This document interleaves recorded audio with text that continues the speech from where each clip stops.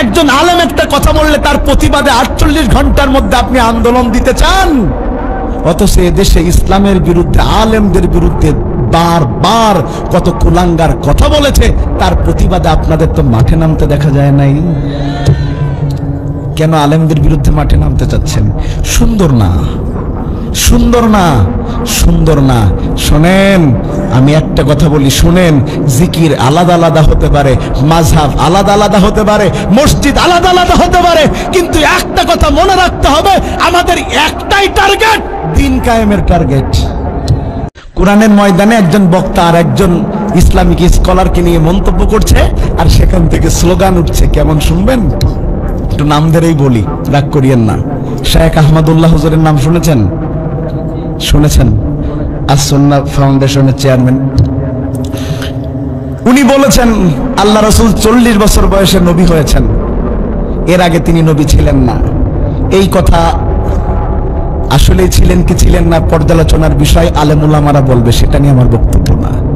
এখন মুহতারাম গিয়াসউদ্দিন তাহেরি হুজুর বলছেন এটা আমরা মানি না, ওনাকে 48 ঘন্টার মধ্যে এই কথা এক্সপান্স করতে হবে, নতুবা আমরা আন্দোলন দিব।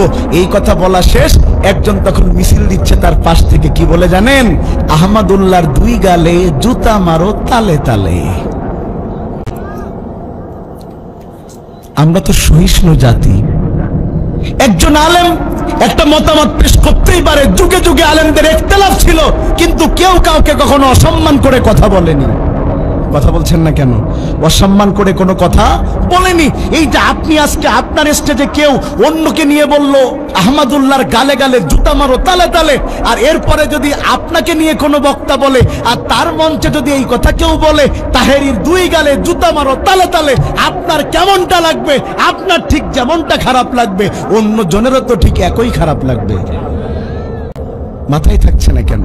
বা ইখতিলাফ আগে ছিল, ইখতিলাফ এখনো আছে, ইখতিলাফ এখনো থাকবে, আগামীতেও থাকবে, কিন্তু একজন আলেম হয়ে আরেকজন আলেমকে, আমি অবাক হই, একজন আলেম একটা কথা বললে তার প্রতিবাদে 48 ঘন্টার মধ্যে আপনি আন্দোলন দিতে চান, অথচ এদেশে ইসলামের বিরুদ্ধে, আলেমদের বিরুদ্ধে বারবার কত কুলাঙ্গার কথা বলেছে, তার প্রতিবাদে আপনাদের তো মাঠে নামতে দেখা যায় নাই।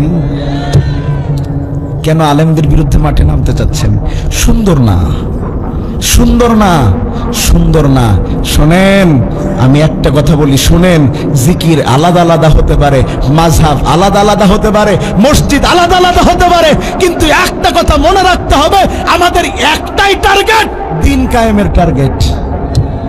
এক্ষেত্রে আমাদের এক থাকতে হবে, আমরা একে অপরের প্রতি যেন অসহিষ্ণু হয়ে না যাই। আল্লাহ প্রত্যেকের ইলমি কাজকে কবুল করে নিক, আলেমদের ভুল বোঝাবুঝি আল্লাহ দূর করে দিক।